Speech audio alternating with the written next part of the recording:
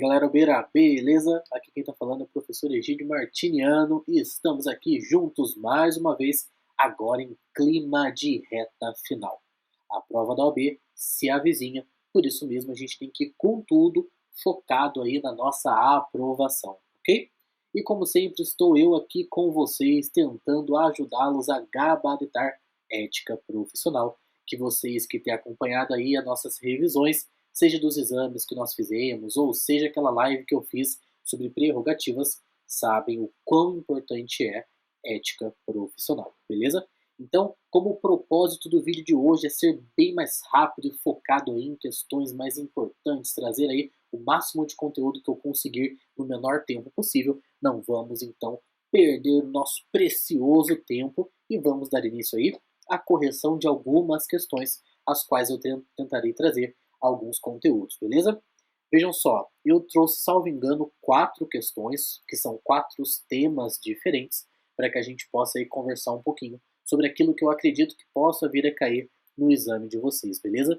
Isso não significa que não é para estudar tudo, hein? É para olhar todos os temas de ética, mas eu acredito que esses aqui têm grandes chances de cair, e é sempre importante a gente ter aí na nossa cabeça fresquinho esses conteúdos, beleza?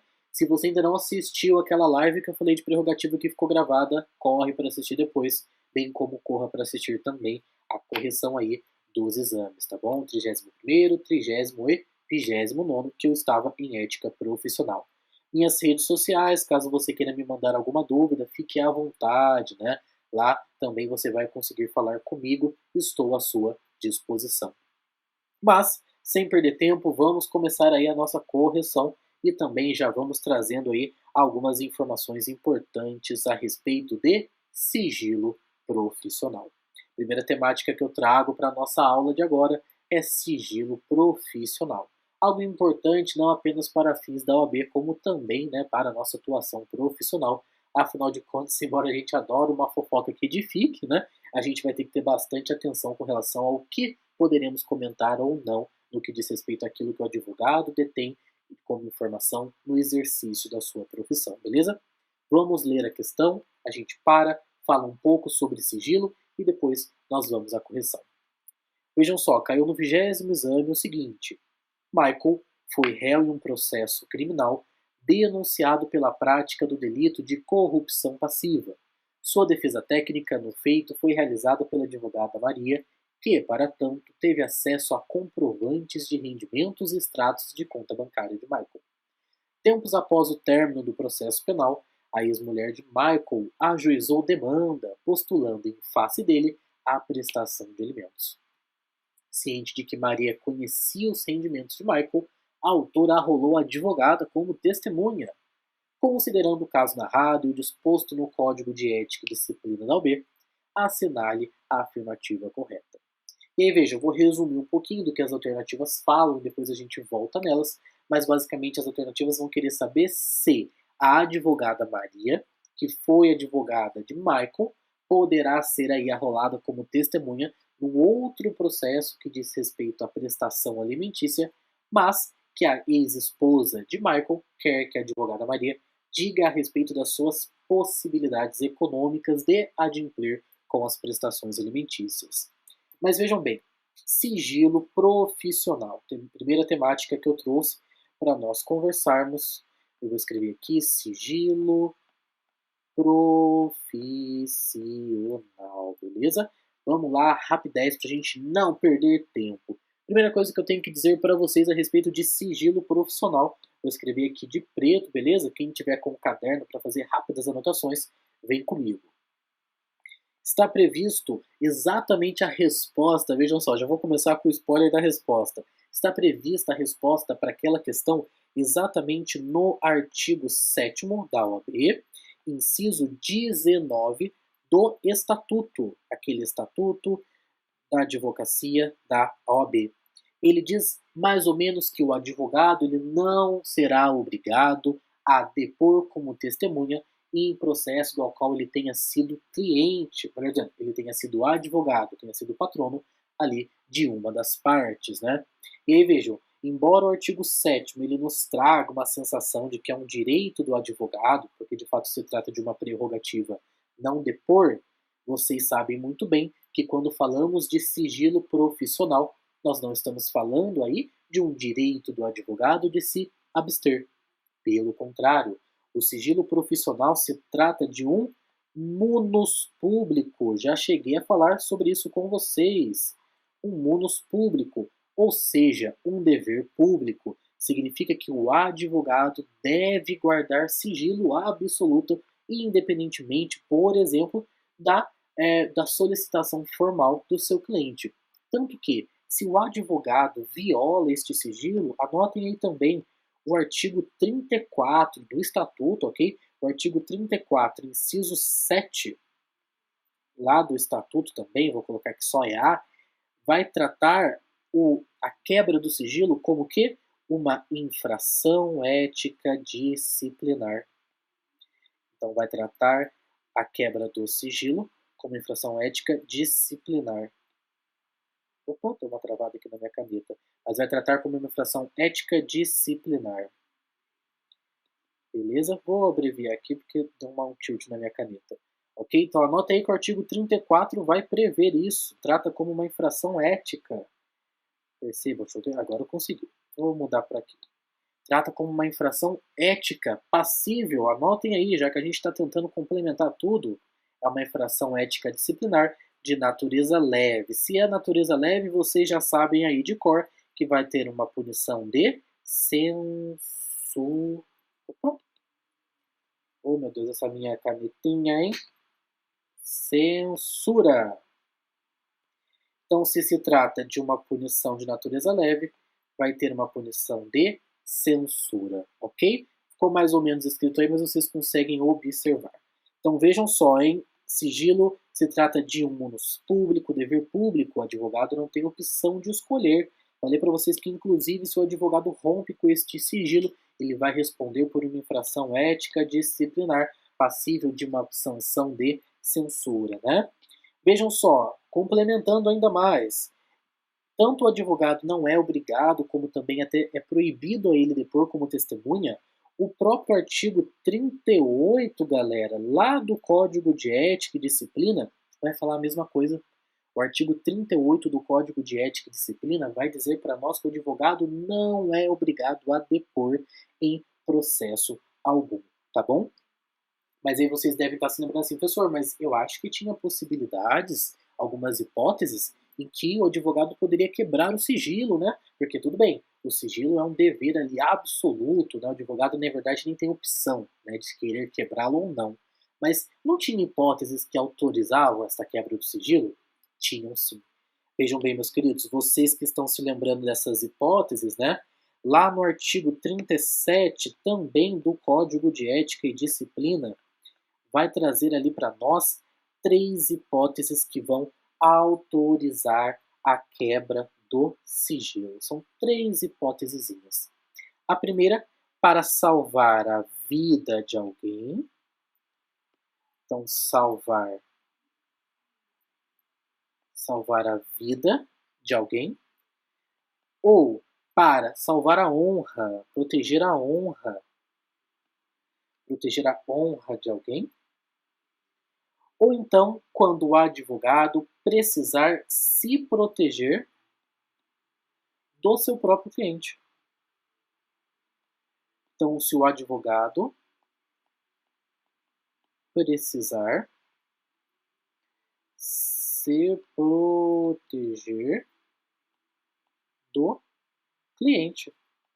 Então, se for necessário se proteger, o advogado também poderá quebrar o sigilo. Vejam, estas são as 3 únicas hipóteses que admitem a quebra do sigilo. Do contrário, em qualquer outra situação, sim, estará incorrendo numa infração ética disciplinar e também num crime previsto no Código Penal da quebra de sigilo profissional. Lembrem-se também, uma outra informação importante, já que a gente está tentando fazer esse apanhado aqui, né?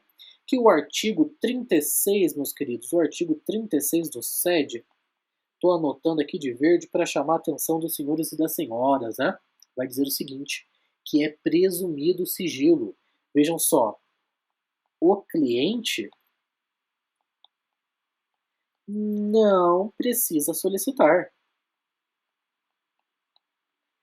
O cliente não precisa solicitar o sigilo. O advogado sabe de tudo aquilo que ele tiver conhecimento, que ele tomar conhecimento no exercício da sua função, ou no exercício de algum cargo vinculado ao OAB, ou ainda no exercício de mediação, conciliação e arbitragem, deve manter sigilo. E aí, como eu falei para vocês, tanto o artigo 7º, que fala das prerrogativas, inciso 19, como o 38 do Código de Ética e Disciplina, vão dizer que o advogado não é obrigado a depor, tá bom? Última informação também importante, eu vou anotar aqui de amarelo bem grandão. Galera, por quanto tempo o advogado deve manter o sigilo a respeito dessas informações? Para sempre, beleza? O sigilo, ele vai ser eterno, ok? Eterno. Não vai precisar, 5 anos que eu preciso manter o sigilo, por 10, 15, 20 anos. Não. Ainda que você deixe de se tornar advogado do seu cliente, daquele que foi o seu cliente, portanto, você deve manter o sigilo. Professor, na realidade, ele nem chegou a ser meu cliente, eu prestei ali uma consultoria, né? Ele veio, tirou umas dúvidas, mas a gente não entrou com um processo. Ainda assim, eu vou precisar manter segredo a respeito de tudo que eu ficar sabendo? Sim. Mesmo que ele não venha a se tornar o seu cliente de fato, entrando com uma demanda, ainda assim você deverá manter sigilo. Beleza? E aí, de todas essas informações que eu trouxe para vocês, eu acho que a gente já se sente mais confortável. Eu acabei de dar spoiler sem querer. Eu mostrei o slide com, com as respostas, mas não tem problema, porque eu já comecei dando spoiler ali da resposta da questão, né? Mas vejam bem, diante de tudo que eu falei, obviamente que a alternativa correta seria aquela que dissesse o seguinte, que a Maria deve recusar-se a depor, ou mesmo será impedida de depor, em virtude do fato de que ela tem um dever obrigatório de conservar o sigilo. E uma coisa que eu acabei até não comentando com vocês, como é um dever público e tem o prazo eterno, vejam só essa importância que é dada pela OAB no que diz respeito ao sigilo. Nem que o cliente solicite, implore, pelo amor de Deus, conte aquilo que você ficou sabendo. O advogado não poderá. Se não está dentro daquelas 3 hipóteses excepcionantes que eu comentei com vocês, não pode o advogado quebrar o sigilo. Então vejam, Maria deverá depor como testemunha? Não, prestando compromisso de dizer a verdade e revelar tudo o que souber de forma alguma. Né? Vejam, Maria deverá depor como testemunha, a B também cairia por terra. Maria deverá recusar-se a depor como testemunha, exceto se Michael expressamente autorizá-la. Vejam, acabei de comentar, não há isso de autorizar, ok? O cliente não manda nada no sigilo porque mais do que um direito, mais do que uma prerrogativa, é um dever. Portanto, a resposta correta é a D, né, que eu acabei dando aí o spoilerzão, mas fala que Maria deverá recusar-se a depor como testemunha, ainda que Michael expressamente lhe autorize ou solicite que revele o que sabe. Beleza? Então, sigilo profissional, matéria que tem caído aí com bastante reincidência na OAB, é importante ter na ponta da língua. Vamos lá, próxima temática, inscrição na OAB. Então, o próximo temazinho que nós vamos conversar também é um tema que vive chovendo aí no exame de ordem, e aí começa lá no artigo 8º do Estatuto e vai caminhando até o 9, 10 e o 11, beleza? Vamos ler aí o case e aí depois a gente trabalha com as questões e, claro, comenta aí um pouquinho sobre essa matéria. Vejam só, caiu no 19º exame. Vitor nasceu no estado do Rio de Janeiro e formou-se em Direito no estado de São Paulo. Posteriormente, passou a residir e pretende atuar profissionalmente como advogado em Fortaleza, Ceará. Porém, em razão de seus contatos no Rio de Janeiro, foi convidado a intervir também em feitos judiciais em favor de clientes nesse estado, cabendo-lhe patrocinar 6 causas no ano de 2015. Diante do exposto, assinale a afirmativa correta. Bom, se a temática que nós iremos enfrentar diz respeito aí à inscrição na OAB, vamos comentar um pouquinho sobre ela, ok? Seguinte, pessoal, inscrição na OAB, vamos lá. Então, inscrição na OAB. Vejam bem, os requisitos para a inscrição regular do advogado na OAB estão previstos lá no artigo 8º do Estatuto da OAB, ok? Lá estarão todos os incisos com requisitos dos mais diversos, desde a aprovação no exame de ordem, que logo logo vocês preencherão, como a colação de grau, e aí ter o diploma ou ter o histórico, né? Como ter capacidade civil, idoneidade, não ser incompatível, né? Estar em dia com a justiça eleitoral, justiça militar, enfim, vários requisitos ali que o artigo 8º traz para nós, ok? Então, isso é que o artigo 8º genericão fala sobre inscrição na OAB. Todavia, aqui no nosso caso, vejam bem, nós temos Vitor, que nasceu no estado do Rio, formou-se em São Paulo e deseja trabalhar em Fortaleza, mas já tem casos no Rio. E aí ele quer saber como que vai ficar a vida do Vitor, né? Ele pode advogar aonde, né? Onde que ele deve se inscrever? Ele deve requerer a chamada inscrição suplementar? Calma, é exatamente sobre isso que nós iremos conversar agora, beleza? Percebam bem, opa, sem querer eu apaguei aqui. Percebam bem, artigo 8º do Estatuto fala para nós sobre os requisitos. Só para complementar e aproveitar aí a oportunidade, né, já que a gente está fazendo esse apanhadão, anotem também que os requisitos para o estagiário estão previstos lá no artigo 9º também do Estatuto. Só para que fique completo, né? Ó, aqui é o ADV e aqui é o estagiário. Vale a lida da letra da lei, porque é isso que a OAB costuma cobrar, ok? Então, artigo 9º do Estatuto fala sobre o estagiário. E aí, continuando, né? Vou fazer aqui um tracinho bastante colorido para chamar a atenção. O artigo 10, ele começa a trazer propriamente a questão do que diz respeito à inscrição do advogado, as espécies de inscrição, como a gente costuma falar. Vejam bem, o artigo 10, caput, ele vai trazer a chamada inscrição, vou abreviar aqui, inscrição principal. Então, o artigo 10 caput vai falar da chamada inscrição principal. O que eu tenho para comentar sobre ela com vocês? A inscrição principal do advogado é o local onde ele deseja se inscrever, ou seja, o conselho seccional, onde ele deseja se inscrever para trabalhar efetivamente com prioridade. O conselho seccional, lembrem-se, é um por estado, mais o Distrito Federal. Então vejam, eu sou de São Paulo, para quem está assistindo, e pode ser de outros estados, eu sou do estado de São Paulo e me inscrevi no conselho seccional do estado de São Paulo, porque aqui é a minha inscrição principal, tá bom? E aí vem alguns comentários importantes.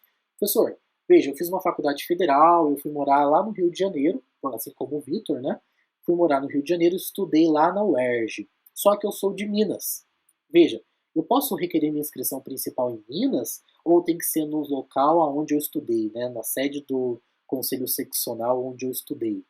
Vejam bem, o requisito e a condição para requerer inscrição na OAB de ser o mesmo local, a mesma sede territorial da onde você estuda, é lá do estagiário. Ou seja, o que eu quero dizer com isso?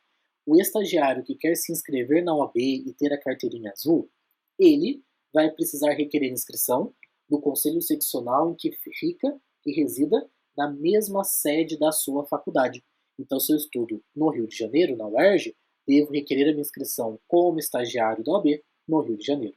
Agora, como advogado da OAB, não há nada nesse sentido. Vejam, eu posso estudar no Rio, posso morar em Minas e posso requerer a minha inscrição principal aqui em São Paulo, porque o advogado ele vai se inscrever, vai requerer a sua inscrição principal aonde ele for desejar trabalhar. Não há qualquer tipo de vinculação com o local onde estudou ou mesmo onde nasceu, beleza? Vejam só, eu posso querer ir lá para a Bahia, posso querer ir lá para o Rio Grande do Sul, não há qualquer impedimento neste sentido. Isso é o que trata a inscrição principal, beleza? Só que vejam, o artigo 10 ainda, parágrafo 2º, ele vai trazer para nós a respeito da chamada inscrição suplementar. Então ele vai trazer aqui para a gente a inscrição suplementar. Galera, percebam, a inscrição suplementar, já vai aparecer na tela para vocês, ela é justamente na situação em que eu já tenho uma inscrição principal em um conselho seccional, Todavia, o que vai acontecer?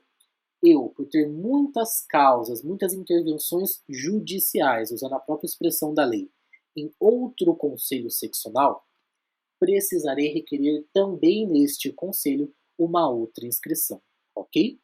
Veja, eu posso advogar em todo o Brasil, só que há um limite para que eu possa advogar em outros estados sem requerer inscrição suplementar.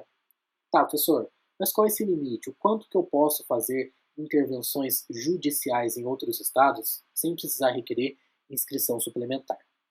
Veja, a lei vai falar que o advogado que possua ou que exerça intervenções judiciais superiores a 5 no ano deverá requerer inscrição suplementar. Vejam então que o requisito que o parágrafo 2º vai dizer é mais de 5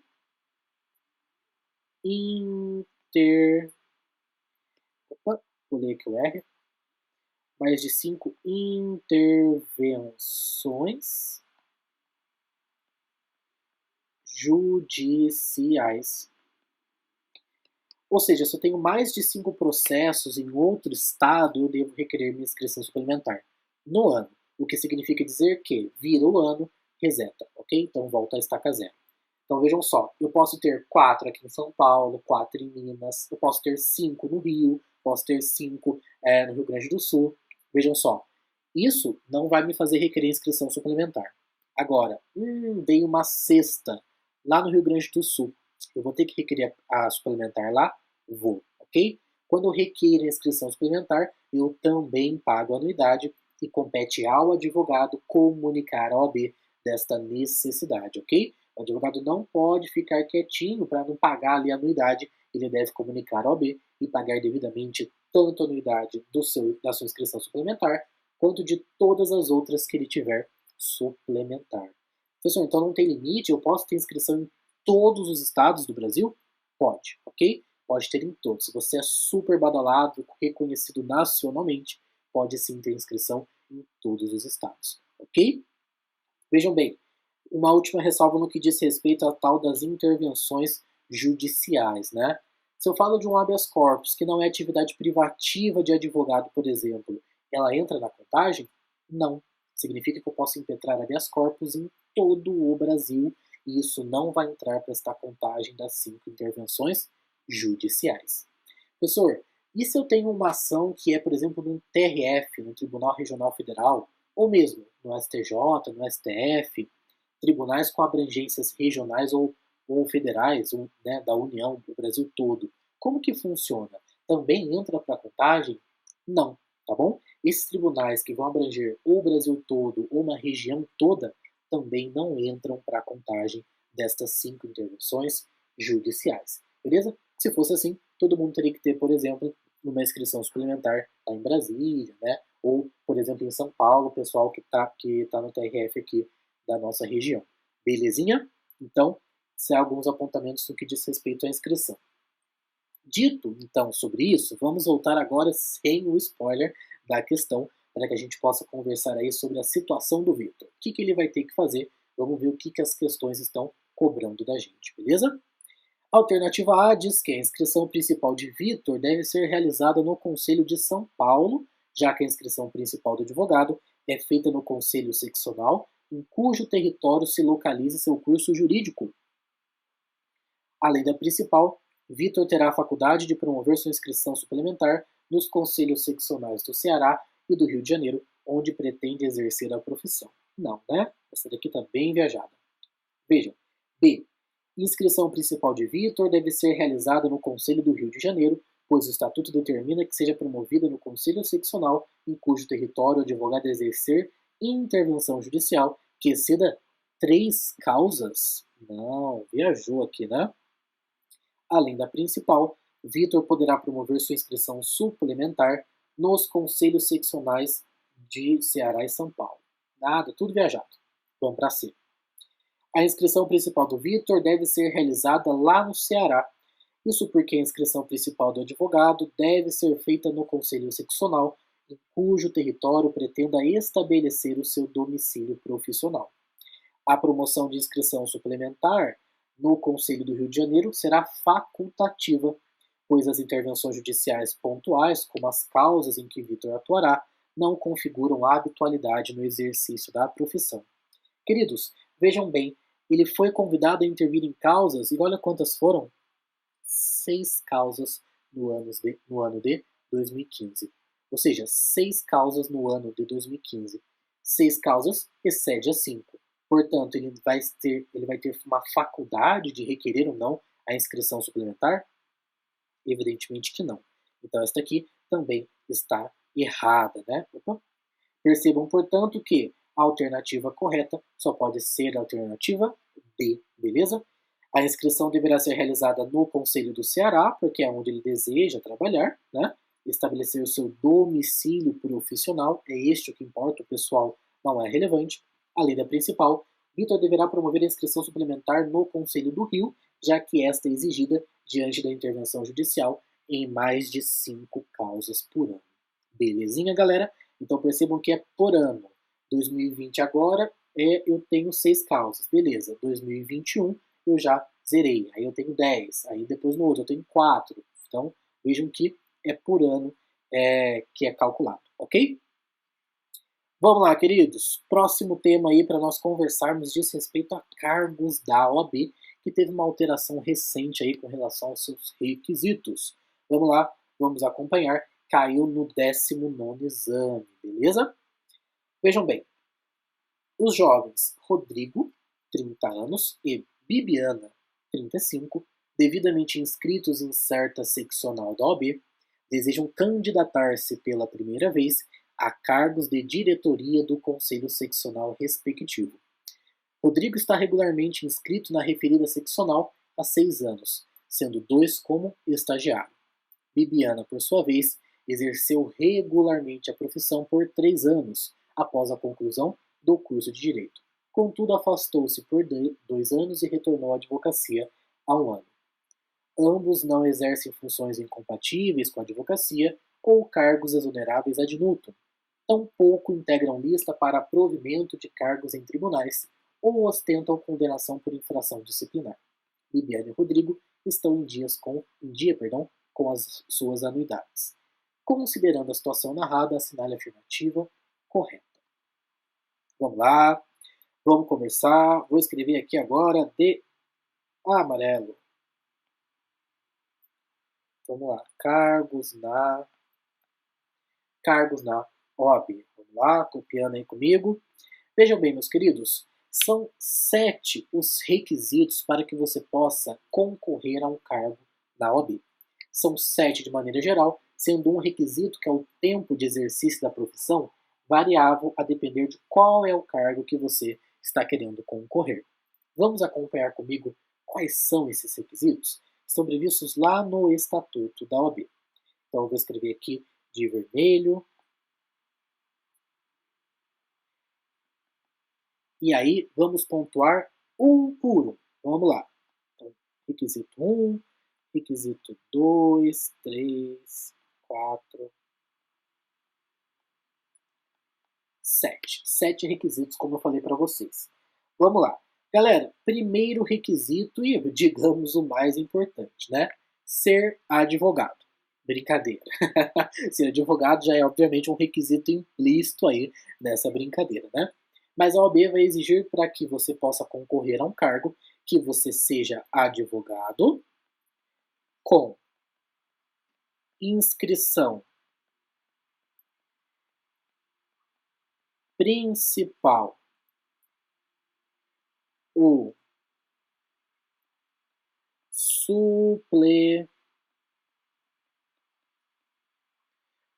suplementar no respectivo, vou colocar assim, ó, vou abreviar, no respectivo conselho seccional em que você quer concorrer, beleza? Então, o primeiro requisito que a OAB vai exigir é que você, querendo concorrer a um cargo, primeiro pensando num conselho seccional ou numa subseção, que você tenha ali inscrição principal ou suplementar naquele conselho seccional, beleza?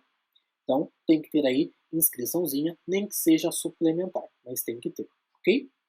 Segundo requisito, e bastante importante, é o que diz respeito ali ao tempo que você tem que ter de atuação, de exercício da profissão. Esse eu vou dar uma resumida, ok? Vejam só, a OAB vai exigir 3 anos. A OAB vai exigir 3 anos, ok? Para quais cargos, pessoal? 3 anos quando for para o cargo de conselheiro seccional, anotem aí. Conselheiro seccional, conselheiro seccional, e se for de subseção, tá bom? Ou de subseção. Existe esse cargo de conselheiro de subseção, vou abreviar aqui também. Então, 3 anos, pessoal, é se a pessoa for concorrer para um cargo de conselheiro seccional ou de conselheiro de subseção. Perceba que são cargos um pouco mais simples, né? Embora tenha muita responsabilidade o cargo de conselheiro seccional, especialmente falando. Por outro lado, a OAB vai exigir de 5 anos de exercício da profissão, vou até escrever de outra cor, 5 anos de exercício de profissão para todos os demais cargos. Vou escrever aqui de verde. Para os demais cargos. Ok? O que são esses demais cargos, pessoal? Conselheiro federal, presidente de subseção, presidente de conselho seccional, conselheiro federal já falei, que mais cargos? Tesoureiro, membros da diretoria, enfim, todos esses tipos de cargos vão exigir aqui 5 anos. 3 apenas para conselheiro seccional ou de subseção. Anotem aí que eu não tenho espaço para escrever, mas é importante. Não conta neste período de exercício da profissão a atuação como estagiário, ok? Então, eu fui estagiário por 3 anos, que é o prazo máximo que pode ser. Eu já posso me formar, virar advogado e concorrer ao cargo de conselheiro de conselho seccional? Não vai poder, ok? O tempo de estagiário não conta nesses 3 nem nesses 5 anos, ok? Vamos lá, qual é o terceiro requisito? Vamos lá. O terceiro requisito, pessoal, é simples. Eu vou até escrever de verde, porque é propício, né? Tem de estar em dia com a anuidade, ok? Então, não pode estar devendo para a OAB. Se estiver devendo para a OAB, não pode concorrer a um cargo nela. Até faz muito sentido, né? Imagina o cara deve horrores para a OAB e aí quer ser presidente do conselho seccional, né? Não faz menor sentido, ok? Então, estar em dia com a OAB. Próximo, e esse aqui é muito importante, não ser incompatível com a advocacia. O que significa isso, pessoal? O que significa a incompatibilidade, ser incompatível com a advocacia? Galera, lembrem-se, ser incompatível com a advocacia diz respeito a uma atuação profissional. Lembre-se que é diferente da conduta incompatível, que nós falamos da atividade incompatível. Ou seja, você é promotor, você é juiz, você é presidente da Câmara, do Congresso, né, da mesa legislativa, você é presidente da República, chefe do Executivo. Perceba, são casos que te tornam incompatíveis com a advocacia. Se você é incompatível com a advocacia, você na realidade sequer pode ser advogado, seja transitoriamente ou em caráter definitivo. E, portanto, você também não pode concorrer a um cargo na OAB. Beleza? Quinto, é o tal do ad nutum. Vou escrever aqui. Ad nutum. O que significa isso, professor? Nunca ouvi falar nessa expressão. Lá vem com o latim. Significa exonerável a qualquer tempo. Ou seja, cargos comissionados. Aí eles chamam de cargos exoneráveis ad nutum. Exonerável a qualquer tempo, ok? Cargos comissionados também impedem o advogado de concorrer nas eleições da OAB. Chique? Vamos lá, próximo. Depois de ser exonerável ad nutum, qual que é? Não compor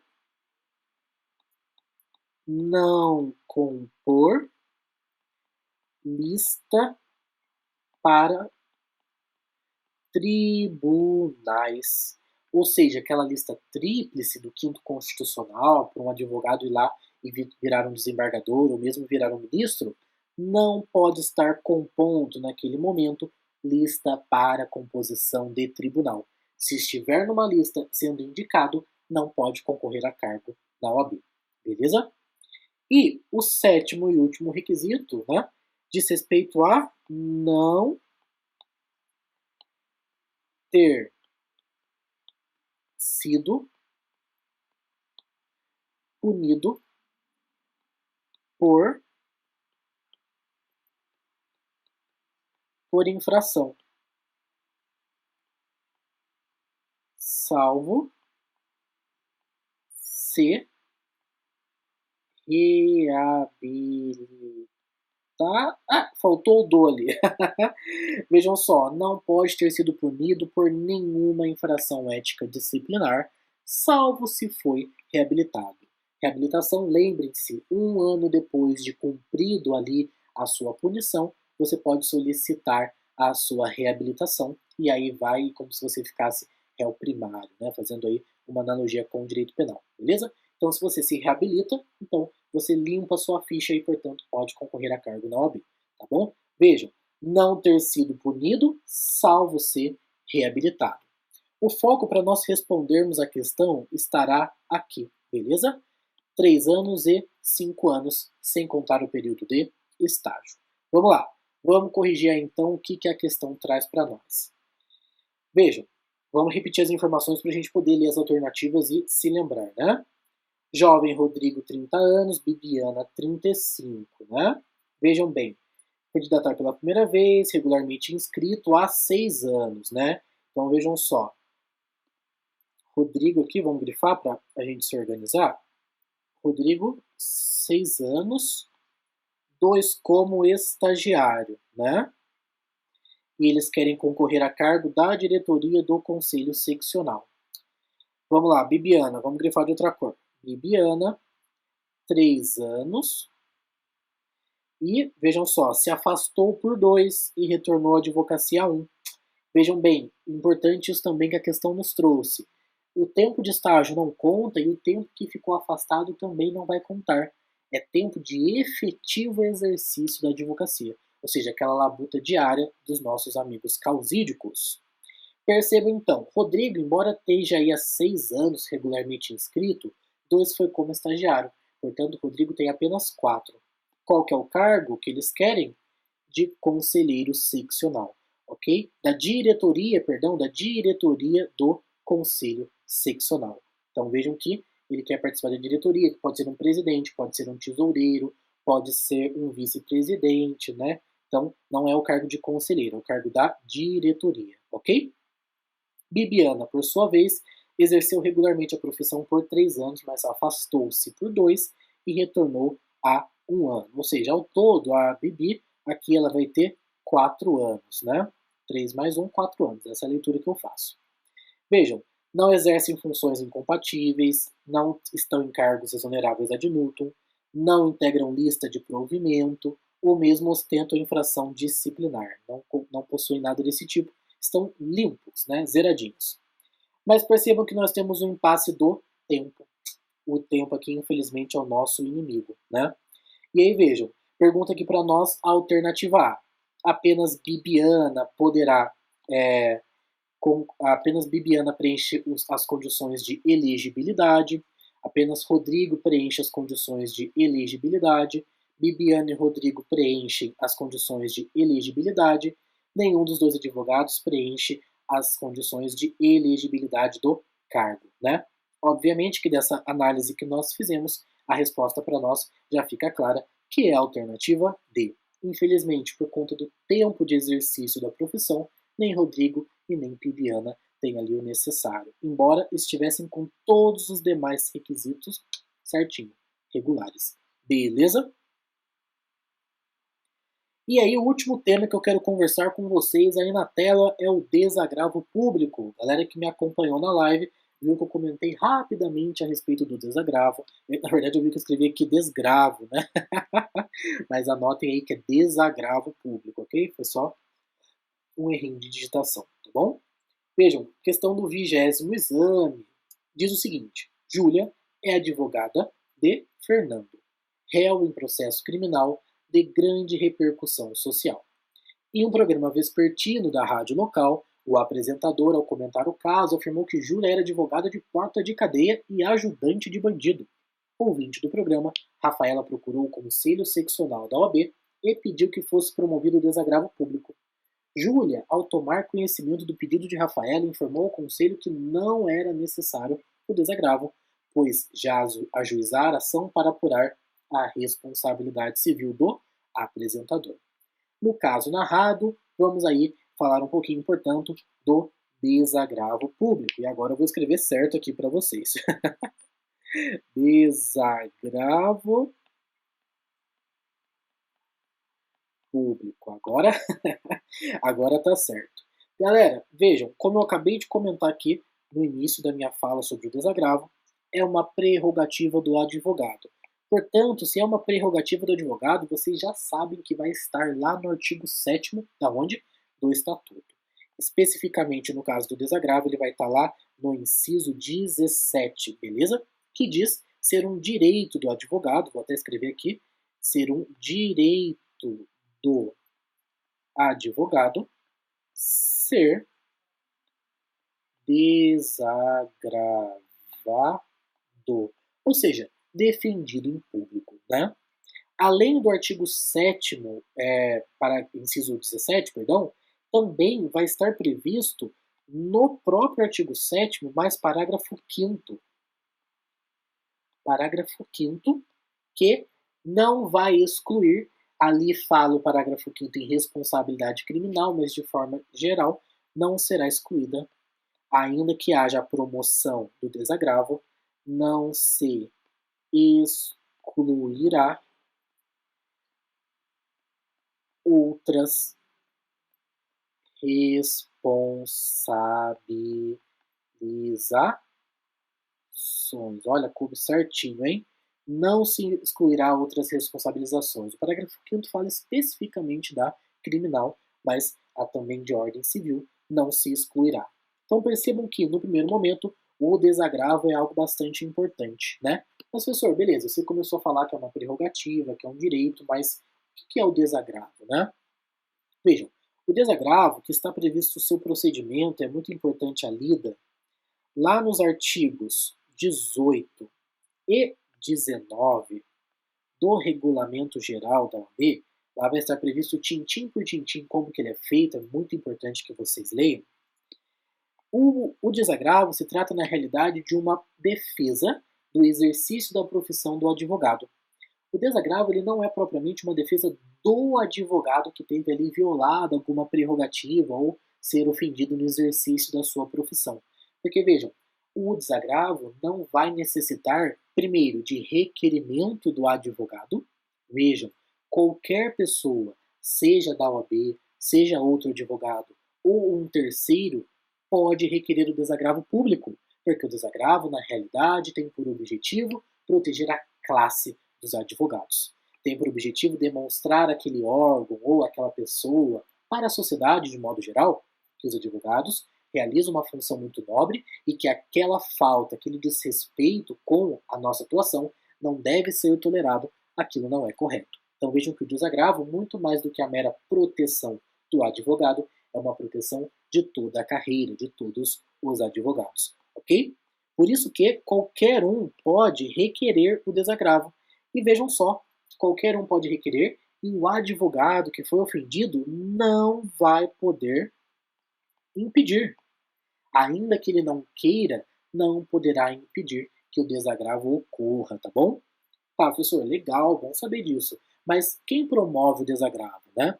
A regra é que o Conselho Seccional, então aquele espaço geográfico onde reside o Conselho Seccional, em que houve a ofensa, houve a violação do direito do exercício da profissão do advogado, é o responsável por promovê-lo, ok? Então é o Conselho Seccional do local da infração, tá?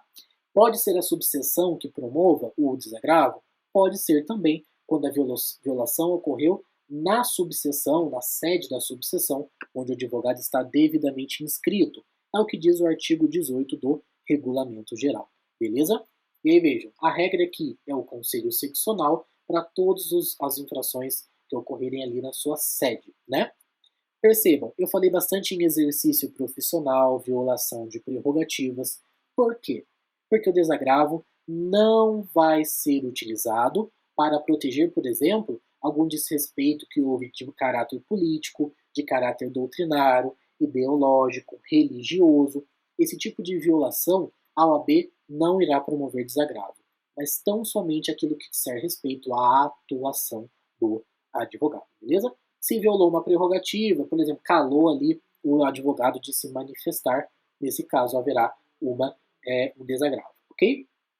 Vejam, o Conselho Federal também pode promover, é o que diz lá o artigo 19.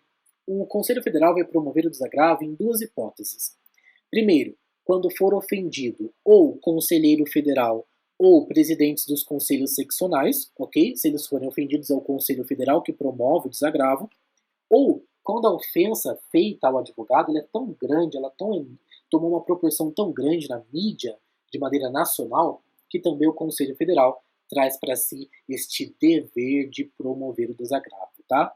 O desagravo, há todo um procedimento, há um relator que vai fazer algumas investigações para de fato confirmar se é o caso ou não, né, de se promover o tal do desagravo público, que de fato será feito, primeiro, mediante uma sessão solene, com uma leitura ali de uma defesa à advocacia e também publicação de uma nota na imprensa. Hoje em dia, no Instagram, no Facebook, no site, né? E por vezes também veiculando em jornal, em algumas questões desse tipo, para que se dê ampla publicidade que aquele ato cometido contra o advogado viola os seus direitos, tá bem? Muito importante que vocês sigam para a prova com o artigo 18 e 19, ó, na ponta da língua, tá bom? Vamos lá então, vamos ver o que é a resposta, qual que é a resposta que aquela questão nos pede. Vejam bem, então a Júlia, que foi advogada de Fernando, foi ofendida, chamada de porta de cadeia e ajudante de bandido, né? E aí Rafaela, uma terceira, procurou o Conselho Seccional da OAB e pediu que fosse promovido o desagravo, né? A Júlia disse que não precisava, que ela já ia buscar uma responsabilização de ordem civil. E aí, no caso narrado, vêm as perguntas. O pedido de desagravo público só pode ser formulado por Júlia, que é a pessoa ofendida em razão do exercício profissional. O pedido de desagravo pode ser formulado por Rafaela, mas depende de concordância da Júlia, que é a pessoa ofendida em razão do exercício profissional.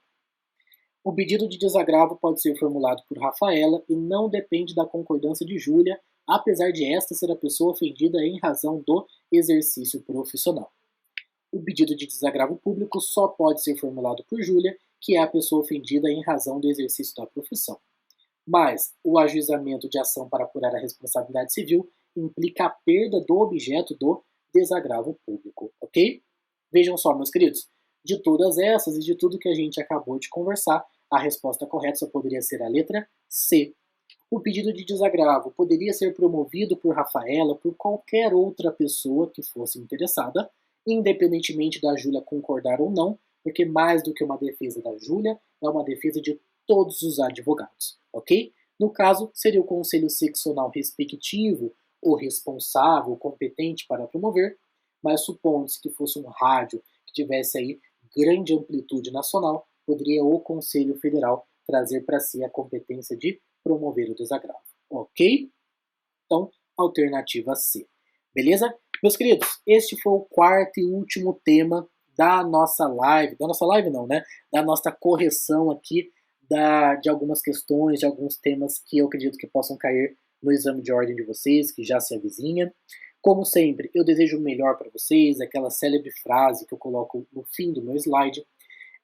Eu acredito que a OAB, como vocês bem sabem, é um período bastante torturante, porque nos desafia por demais, mas saibam que este desafio só trará bastante alegria e satisfação quando enfim verem o nome naquela lista enorme de aprovados, ok? Não tenho dúvida que ela conterá o nome de vocês e eu espero de coração que sejam muito felizes aí naquilo que vocês se propõem a fazer, seja divulgar, seja concurso público, seja docência, né? Mas o que mais me satisfaz é saber que, de alguma forma, ainda que minimamente, pude contribuir para esta felicidade, para esta realização de todos, tá bom? Então contem comigo, me procurem nas redes sociais para tirar qualquer tipo de dúvida. Desejo enorme sucesso a todos e assistam às outras lives também que vão acontecer nos próximos dias. Grande abraço, meus queridos, e boa sorte. Tchau, tchau.